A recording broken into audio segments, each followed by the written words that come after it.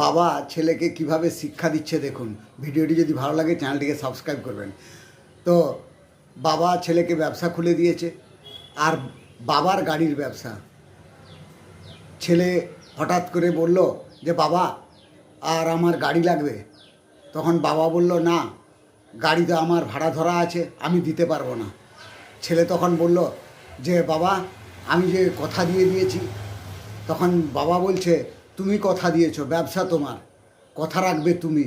আমার তো, আমিও তো কথা দিয়েছি, ভাড়া দেওয়া আছে, আমি কি করে দেবো, আমার দ্বারা সম্ভব না।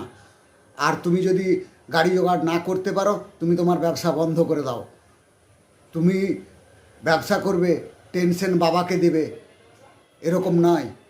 ব্যবসার টেনশন তোমাকেই নিতে হবে।